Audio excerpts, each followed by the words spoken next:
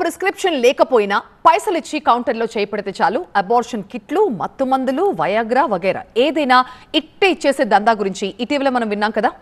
ఇదే రకమైన medical syndicate ఇంకొకటి వెలుగు చూసింది. మందుల వ్యాపారాలతో డ్రగ్ కంట్రోల్ శాఖ అధికారులు చేతులు కలిపి దోచుకోవడం, ఆ తర్వాత నీకింత నాకింత తరహాలో పంచుకోవడం.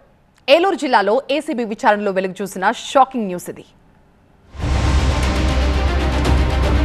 నిఘా కట్టుదిట్టం చేశాం, అధికారుల్లో చిత్తశుద్ధి నూరిపోసాం అని చెప్పుకోవడాలే కానీ డ్రగ్ కంట్రోల్ డిపార్ట్మెంట్ ఇప్పటికీ కంట్రోల్లోకి రాలేదు.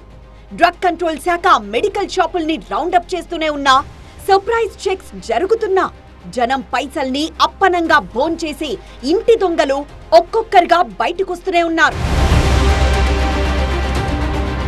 పేరు కంపా సురేష్ కుమార్, చేసే ఉద్యోగం ఔషధ నియంత్రణ, చేస్తున్నది మాత్రం మామూళ్ల వసూళ్లు.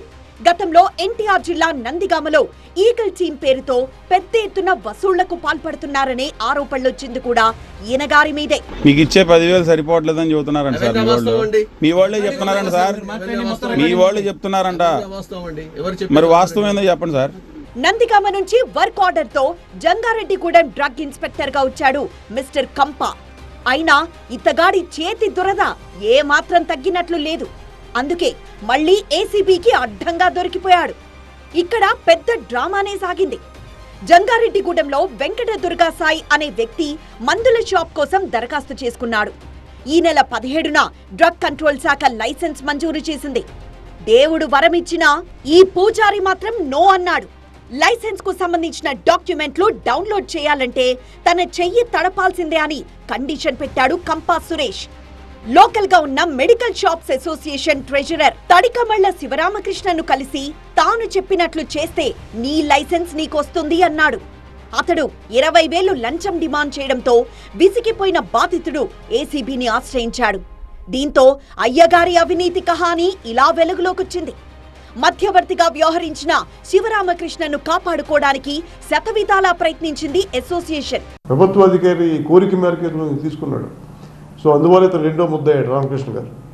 ప్రభుత్వ అధికారి ప్రోద్బలం ఉంది అక్కడ. ఇతని లైసెన్స్ ఫిర్యాదు లైసెన్స్ అప్లై చేశారు. లైసెన్స్ అప్రూవ్ చేయడంలో అతను ఈ విధంగా చేశాడు ప్రభుత్వ అధికారి, డ్రగ్ ఇన్స్పెక్టర్. ఇంతే తప్ప మెడికల్ అసోసియేషన్కి సంబంధం ఏం లేదు. అడ్డుకోవడం అంటే అతనికి ఉన్నటువంటి మంచి పేరు రామకృష్ణకి లోకల్ కాబట్టి వాళ్ళంతా సపోర్టర్స్ వచ్చి ఏం జరిగిందని చెప్పి అడిగారు. అది అడ్డుకోవడం కింద రాదని నేను అనుకుంటున్నానండి. అడ్డుకోలేదు. లోకల్ పోలీసులు వచ్చేసి బందోబస్తు చేశారు. పీస్ఫుల్గా జరిగిపోయింది. 7 నెలలుగా మంజూరైన మిగతా లైసెన్స్లు, వాటికి సంబంధించి లావాదేవీలపై ఆరా తీస్తోంది ఏసీబీ. మామూలుగా అయితే ఇటువంటి మామూళ్ల వ్యవహారంలో బయటి వ్యక్తుల్ని బ్రోకర్లుగా పెట్టుకుంటారు.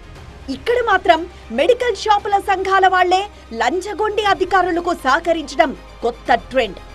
బిల్లులు లేకుండా మందులు అమ్మడం, గడువు తేదీలను మార్చి సేల్స్ పెట్టడం, ఇటువంటి రకరకాల దందాలకు మెడికల్ షాపులతో లాబింగ్ నడిపే డ్రగ్ కంట్రోల్ అధికారులే అసలు కారణం. ఇవాళ గర్భస్రావాలకు సంబంధించినటువంటి మెటీరియల్ మందుల షాపుల్లో ఇవాళ యథేచ్ఛగా దొరుకుతూ ఉందంటే ఇవాళ డ్రగ్గిస్ట్ అధికారులు, వాళ్ళ డ్రగ్ ఇన్స్పెక్టర్స్ వాళ్ళు చేయాల్సినటువంటి బాధ్యతలు సమర్థవంతంగా నిర్వర్తించకుండా ఇవాళ అవినీతికి పాల్పడడం కారణంగానే ఈ విధంగా ఉంటున్నాయి.